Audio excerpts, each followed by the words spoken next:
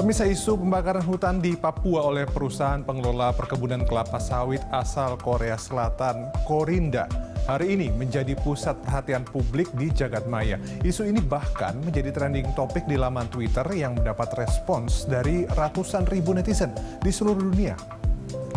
Salah satu kanal Twitter yang khusus memperbincangkan isu ini diantaranya kanal bertagar Save Papua Forest.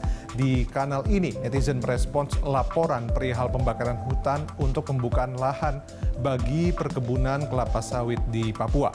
Metode pembukaan lahan dengan cara dibakar ini dinilai melanggar Undang-Undang Lingkungan Hidup dan Undang-Undang Perkebunan di Indonesia. Selain itu, hutan Papua merupakan salah satu hutan hujan yang tersisa di dunia. Di sana terdapat lebih dari 60% keanekaragaman hayati yang dimiliki Indonesia. Luas lahan yang dibakar disebut-sebut mencapai 57.000 hektar atau hampir seluas ibu kota Korea Selatan, Seoul. Lahan-lahan ini disebutkan berada di wilayah Boven Digul dan Merauke.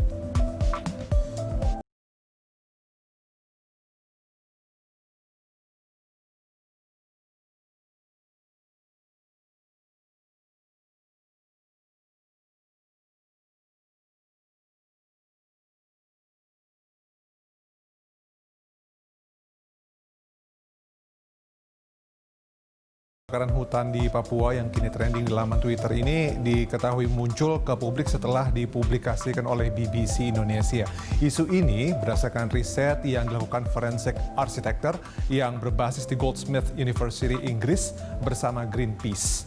Hasil penelitian ini menunjukkan pembakaran hutan itu dilakukan sejak 2011 hingga 2016. Dalam penelitiannya, Forensic Architecture menerapkan analisis spasial dan arsitektural serta teknik pemodelan dan penelitian canggih dalam menyelidiki kasus ini. Mereka juga membandingkan citra satelit dengan data titik api dari satelit NASA di area yang sama dan pada periode yang sama. Dalam laporan investigasinya, mereka menyampaikan perusahaan asal Korea Selatan Corindo Group dengan sengaja membakar hutan di Papua. Pembakaran hutan ini dilakukan untuk mengubah lahan hutan menjadi perkebunan kelapa sawit. Peneliti senior Forensic Architecture Samaneh Moafi menyebutkan mereka menemukan pola, arah, dan kecepatan pergerakan api saat kebakaran cocok dengan pola, kecepatan, dan arah pembukaan lahan. Selain itu, data ini juga diperkuat dengan keterangan sejumlah warga setempat yang menyebutkan bahwa kebakaran dilakukan dengan sengaja.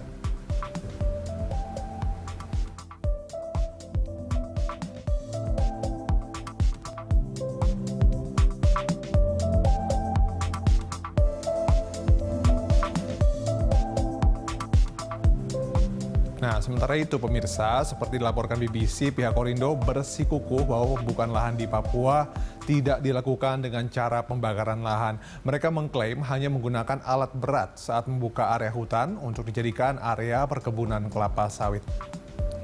Terkait fakta adanya kebakaran hutan dan lahan di sana, mereka menyatakan kebakaran yang terjadi di area itu akibat kemarau yang berkepanjangan. Corindo juga mengklaim kebakaran yang terjadi di area konsesinya dipicu oleh aktivitas warga yang berburu tikus tanah yang umumnya bersembunyi di bawah tumpukan kayu. Menurut mereka, insiden kebakaran hutan dan lahan ini juga turut menyebabkan kerugian finansial yang besar bagi operasional perusahaan.